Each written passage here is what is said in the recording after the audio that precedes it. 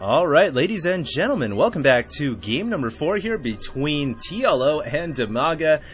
This is pretty much been a great series so far. If you guys haven't seen the games previously, I really think you guys should stop this video right now, go back and watch those games. Have been some phenomenal games thus far, and here we are on game number 4. So, I mean, if you guys are still watching, then I guess it's cool to spoil now. Basically, Dimaga just got cheesed out of the last game. TLO said, "No fear, never surrender," and he just went for a double proxy barracks attack, and Dimaga pretty much just crumbled like a tower. I mean, like those Jenga blocks, whatever they're called. Was not a very successful day so far for Dimaga. He is currently now 1-2 to TLO, and it's going to take a little bit more than just his professionalism and his skill to win this game. It's going to take a reverse gear right now, because he's pretty much lost a lot of his confidence. I think he needs to rethink his strategy perhaps, and he's really got to be careful about potential cheese play from TLO. We all know that TLO is a great player. He thinks outside the box, and that's caught Dimaga off guard in the last game. So here we are. It looks like Dimaga has chosen to play on Xel'Naga Caverns, and it looks like he is preparing to pretty much go for the same strategy day in and day out. He loves to go for this Econ style Zerg, and he is going to be going down at a 15 hatchery and supposedly at a 14 pool, and he's going to be getting that gas as well. So opening speed, of course, against Terran, because you need speedlings to deal with Reapers, which Reapers are so good right now versus Zerg. Speaking of that, I'm sure a lot of you guys have seen the patch notes already for patch 1.1. There's going to be some nerfs to Reapers and vice versa, a couple other things. I'll probably make a video talking about that later, but getting at this game at hand, I really want to focus on this, because this is been such a great series so far. And of course, if Dimaga loses this game, then he will get knocked out of the SE2 Cast Invitational. This is the finals, in fact. So this is winner takes all for TLO if he wins this game, and it is pretty much do or die for Dimaga.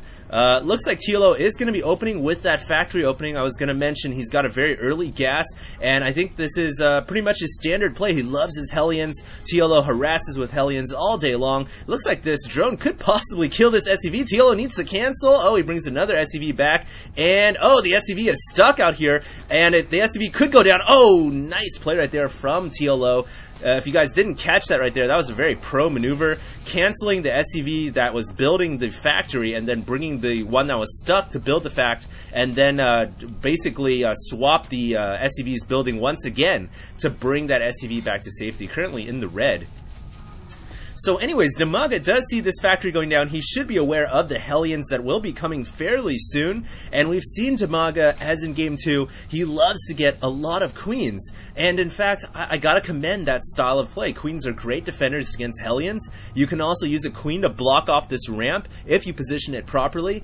And Queens in general are just great defenders. We saw them pretty much hold their own against every single type of air harass unit that TLO tried against Dimaga. So I wouldn't not be surprised to see Dimaga try those mass queen strategy again. Looks like harvester count pretty much dead even on the nose, and here comes TLO's initial Hellion, and Dimaga is trying to hide a couple Zerglings in the back. His queen just there popping out of the natural hatchery, and I think this Hellion should be deflected with minimal casualty here. I don't think any drone in fact went down at all. Just a little bit of a stage 1 burn mark right there on the drone, but he'll be just fine.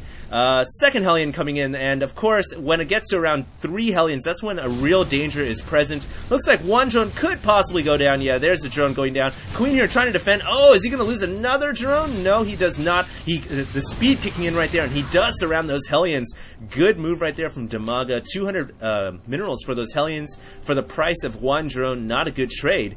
And here's the critical thing. TLO has gone for an expansion, a relatively fast expand off of his initial factory, and now he really doesn't have that many forces. Just a single Hellion. Dimaga should try to make a counterattack, apply some pressure to the Terran player with these Zerglings, but it looks like he's still very wary, very cautious of the continual Hellion harass, and because of that, he's not aware that TLO has gone for a very, very fast expansion here, and he's got quite a few factories down. 1, 2, 3 factories.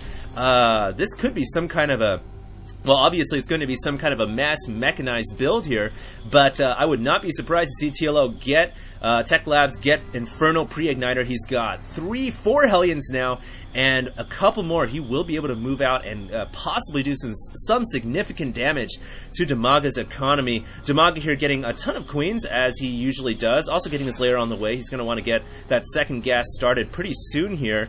And it looks like on the production tab we do have an armory going down, so it is going to be a Hellion Thor combination, I think, and that is extremely powerful against Zerg. Looks like Dimaga here using that queen, as I said earlier, to block off that ramp, and now he's going to bring his speedlings. If he can surround these Hellions, this would be a huge, because this is pretty much going to annihilate all the attacking forces for TLO and give Dimaga the green light to go ahead and harass that natural fast expand. Looks like the Hellion for TLO microing out of the way gets a lot of the Zerglings down to the red. I think like 3 or 4 died over here, so he pretty much eked out every single bit of juice that these Hellion drivers could get. I mean, look at those guys. Those guys look like they're on crack already anyways, so yeah, look at that.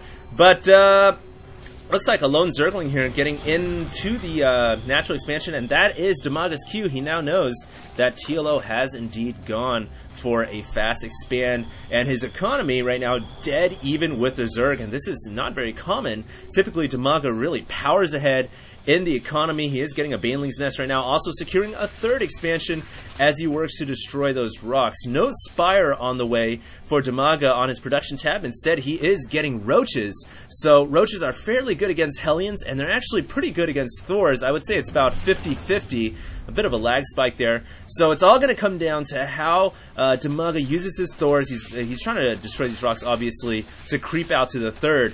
But it's all going to come down to how he uses his Roaches to counter the Thors and the Hellions. So let's see, we have a second armory going down, upgrade ticking away, plating level 1 for that upgrade for the mechanized units, and an engineering bay. Great placement on this Engi bay. I want to call attention to this because now this has blocked off any way, any possibility for Zerglings or Banelings to flood in through the backside into the natural, so I really like that. Obviously TLO using Terran ingenuity and creativeness to its maximum potential, placing buildings to help block off wherever possible. It looks like a lone Marine here. This guy is very, very brave and gets splattered away by Zergling. Little did you guys know, I just found this out, like, I was playing campaign 3 days ago and I finally beat it. I mean, I've just been sitting on my butt casting games and not playing campaign, but little did you guys know that a Zergling can actually eat through steel. There's a cinematic where a Zergling just busts through the steel with its claws, so obviously that Marine not well prepared for the Zergling, and it looks like a barracks here. This just shows how powerful queens are against air units. I mean, against 4 queens, this barracks already in the orange, only 400 health left. So obviously TLO here just using the barracks to try to scout wherever possible. Oh, I don't think he saw those Roaches right there. No, he did not. So he really isn't getting... Oh, there we go. He does see the Roaches, so he knows what is up right now. He knows what kind of technology Dimaga's going for. He also sees the Baneling's Nest as well, and the queen's coming in to try to ward it away. Missile and Carapace, level 1 ticking away for the Zerg forces. And at this point in the game, I think both players kind of just content to macro up. There goes the barracks blowing up. Pew! All the pieces coming down. If this game was any more realistic, these particles, when they fall, they would crush the drones. But that would kind of suck against Zerg because Terrans would just start flying in buildings all the time. But of course, it's kind of good that they don't put real physics in the game because that would kind of be imba. But anyways, it looks like TLO has a bunch of Hellions now. Interestingly, does not have Infernal Pre-Igniter yet. He's actually getting Siege upgrade. I think this might be a bit of a mistake, not getting the Infernal Pre-Igniter quite yet. Looks like there is an engagement at the center of the map, and this is where Terran wants to engage around these watchtowers.